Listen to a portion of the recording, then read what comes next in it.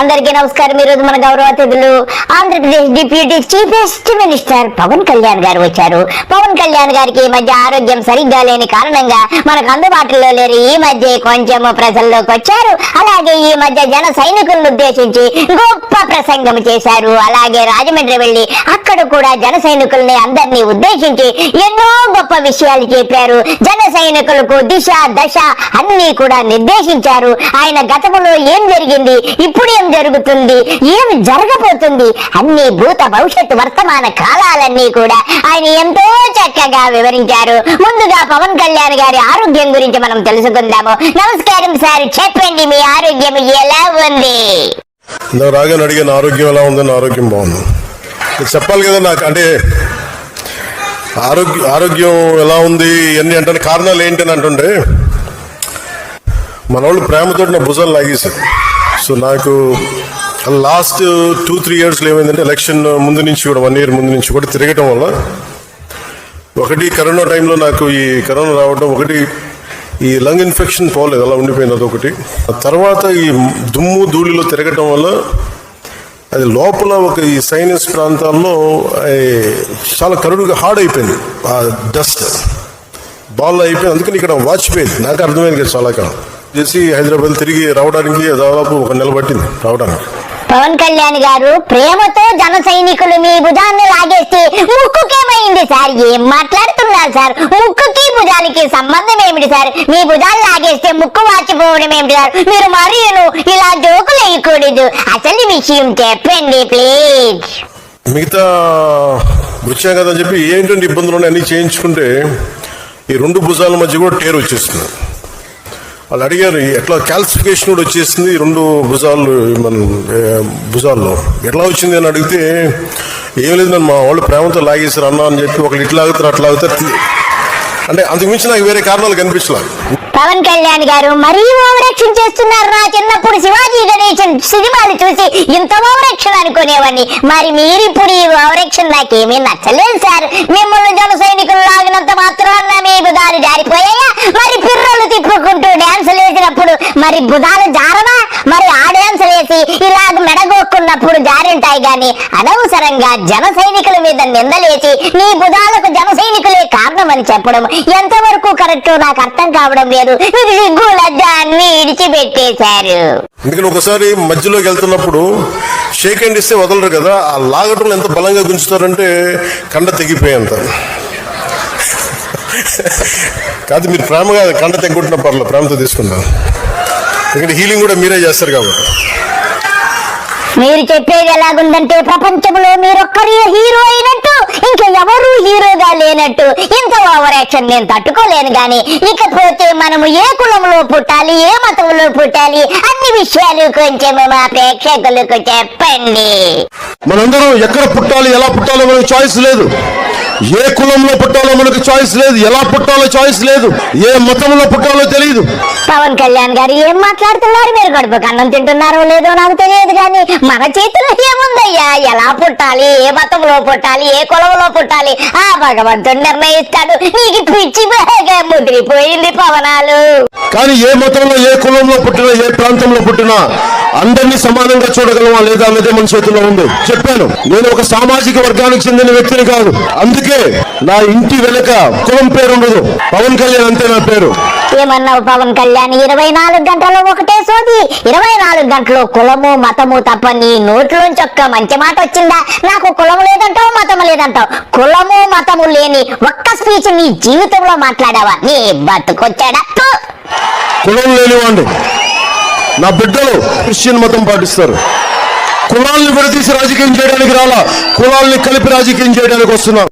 బీసీల్లో కానీ, ఎస్సీల్లో కానీ, కాపుల్లో కానీ, కాపు సమూహాల్లో కానీ వీరికి సంఖ్యాబలం ఎక్కువ కాబట్టి మీకు ఐక్యత ఉండదు. మీరు ఎప్పుడు రాజ్యాధికారాన్ని చేజిక్కించుకోలేరు. విన్నారు కదా, ఈయన చెవులో ఎవడో చెప్పాడట.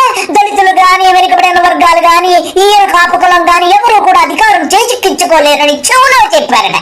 సిగ్గులేని మాటలు, సిగ్గులేని చేష్టలు. 24 గంటలు నిలువెల్లా కుల గజ్జితోనే నిండిపోయి గోక్కుంటూ ఉంటాడు. 24 గంటలు కులము కులము కులము ఈడు బతుకుచాడా. మీరు ఎందుకు పనికిరారు అనేది దాదాపు నా చెవులకి ఆ మాటలు వినపడదు. పవన్ కళ్యాణ్ గారు ఇక కులవస్తులు ఆపేయండి. అసలు మీ జీవితంలో ఎప్పుడైనా గెలుస్తానని అనుకున్నారా? ఇకపోతే మిమ్మల్ని మీ జన సైనికులందరూ తిడుతూ ఉంటారు. మరి మీ అక్క చెల్లెళ్ళ కోసం, అన్నదమ్ముల కోసం ఏం చేస్తున్నారు కొంచెము చెప్పండి. నేను ఒకటే అనుకున్నా, నా చెల్లెళ్ళ భవిష్యత్తు ఇది, నా బిడ్డల భవిష్యత్తు ఇది అనుకున్నా, నా తమ్ముళ్ళ భవిష్యత్తు అనుకున్నా. ఓకే, నన్ను తిడతారు, ఇంకోటి చేస్తారు, కానీ గెలుస్తామో లేదో తెలీదు. ఓడిపోవచ్చు, ఓటమికే సిద్ధపడి నేను రాజకీయాల్లోకి వచ్చాను. రేపు పొద్దున పవన్ కళ్యాణ్ అనే వ్యక్తి సరిగ్గా లేకపోతే తీసి అలా పక్కన పడేయండి, హాట్ పొటాటో లాగా. పవన్ కళ్యాణ్ గారు ప్రజలు అదే ఆలోచిస్తున్నారు. పొటాటో కాదు, పుచ్చొంకాయలాగా మిమ్మల్ని తీసేయడానికి సిద్ధంగా ఉన్నారు. మీకు దమ్ము ధైర్యం ఉంటే మీ మీద ఒక సర్వే నిర్వహించుకోండి. అసలు మీ గ్రాఫ్ ఎలాగుందో తెలుస్తుంది. మీరు మాత్రం పుచ్చొంకాయని ప్రజలందరూ గ్రహించారు. ఈ పుచ్చొంకాయ ఎప్పుడు పోతుందా అని వెయిట్ చేస్తున్నారు పవన్ కళ్యాణ్ గారు. ఇకపోతే పవన్ కళ్యాణ్ గారు, గతంలో మీరు ఒక ఓడ ఎక్కి బియ్యము ఉన్న ఓడను ఎక్కి షీజ్ ద షిప్ అని చెప్పి ఓవరాక్షన్ చేశారు కదా. ఆ ఓవరాక్షన్ తర్వాత మీరు ఏమి పొడిచారో కొంచెం మాకు తెలియజేయండి. సీజ్ ద షిప్ అంటే 6 వారాలు ఆఫ్ చేయగలిగాం. 5 వారాలు సార్, 5 వారాల ఒక 5 వారాలు ఆఫ్ చేయగలిగాం. ఎందుకంటే మళ్ళీ జాతి దాంట్లో నిజంగా ఎక్స్పోర్ట్ చేసే రైస్ కూడా ఉంటుంది. అంటే ఇంత కష్టంగా ఉంది, కానీ రాజీ లేకుండా పోరాటం చేస్తాం. మరి ఇలాంటి దానికి ఏం చేయాలి అంటే ఫండమెంటల్ పాలసీ మార్చాలి. అది కేంద్ర ప్రభుత్వంతో కూర్చుంటామా, మిగతా ప్రభుత్వాలతో కూర్చుంటామా, అసలు కేంద్రం దీన్ని దృష్టిలో పెట్టాలి. సో అందుకని ర్యాండమ్ గా మీరు ఒక నినాదం కింద చేసేయకండి. సరే, నువ్వు చెప్తున్నట్టే చేస్తాం, కానీ సీజ్ ద షిప్ అని నువ్వేం పీకావా వాడ నుంచి 4 రోజుల తర్వాత విడిచిపెట్టేసారు, వెళ్ళిపోయింది. మరి మోడీతో మాట్లాడేస్తాను అని ఎంతో ఓవరాక్షన్ చేసావు. మరి ఇప్పటికి 2 ఏళ్ళు అయింది, ఏం పీకావో చెప్పని ప్రజలు అడుగుతున్నారు. సిగ్గు లజ్జ విడిచిపెట్టేసి మాట్లాడకు నువ్వు. ఓటున్నదేంటి మీరు కూర్చోబెట్టి స్మగ్లింగ్ చేయడానిక? Seize the ship. If any pressure comes from central government, we'll see.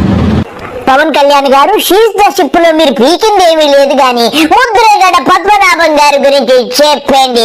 అందరూ వినాలని ఎంతో ఆసక్తితో ఉన్నారు. ఒక్కొక్కసారి నా గురించి మాట్లాడాలంటే మీ నోళ్లు మూత పడే వరకు అందరి చేత మాట్లాడిస్తాను, గుర్తుపెట్టి. నువ్వు ఓడిపోతే నీ పేర్లు మార్చుకుంటాను ఎవరిని మాట్లాడారట్లా? ఇంకా సభ్యత సంస్కారం కాదు అని చెప్పి నేను మాట్లాడలే. ఇంకా మీరు స్థాయి దాటేశారు. మీరు ఎవడన్నా సరే మీరు మీ వాదనే చెప్తాను, మీ కుల వాదనే చెప్తాను కాపు నాయకులందరికీ. పవన్ కళ్యాణ్ గారు, నీకు తప్ప ఈ ప్రపంచంలో ఎవరికి కూడా ఇంత కులగజ్జుండదు.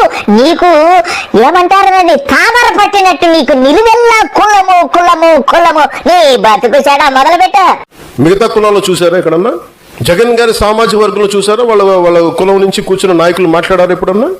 చంద్రబాబు గారి గురించి మాట్లాడారు, నువ్వేం చేసావు అమ్మవారికి మాట్లాడతారా? మాట్లాడరు. మీరు మాట్లాడతారు. ఎంతకాలం మాట్లాడతారా మీరు? ఎంతకాలం మాట్లాడతారు? ఒక్కొక్కళ్ళు మీ గురించి చెట్ట విప్పన, ఒక్కొక్కడి గురించి చెప్పాలా? ఒక్కొక్కడి గురించి తట్టుకోగలరా? నేను మాట్లాడితే నోరు విప్పితే ఇష్టానికి మాట్లాడతారు ఒక్కొక్కళ్ళు. మనోహర్ గారు కూడా రాకూడదు అంటారు, ఆయన కమ్మంటారు. ఎన్నికైన ఎమ్మెల్యేలు అందరూ ఎవరయ్యా? కాపులు లేరా దాంట్లో?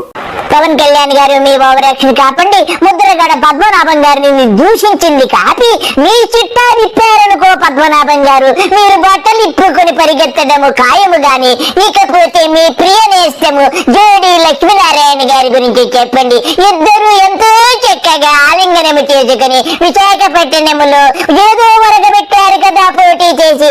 ఆయన గురించి కూడా కొంచెము చెప్పండి.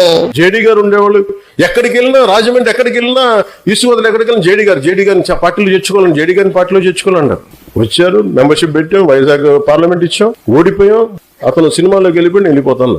నాతో పాటు తోట చంద్రశేఖర్ గారు ఉండేవాళ్ళు, ఆయన బీఆర్ఎస్కి వెళ్ళిపోయారు. ఇప్పుడు మీరందరూ 3,000 మంది, ఇన్ని వేల మంది పదవులు వచ్చినాయి. ఎందుకు వస్తాయి? మీరు నిలబడ్డారు కాబట్టి పదవులు వస్తాయి. వాళ్ళు ఉంటే వాళ్ళందరూ రాజ్యసభ సభ్యులు అయిపోయలేవు. నాకేం తెలుసు?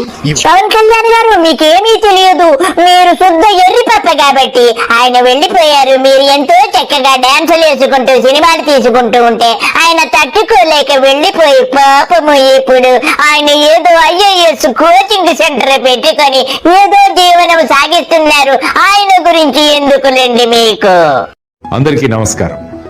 మన పిల్లల IAS IPS కలలు నిజం కావాలంటే వారు పాఠశాల దశ నుంచే అందుకు తగ్గ నైపుణ్యాలను అభ్యసించడం ప్రారంభించాలని నేను బలంగా నమ్ముతాను.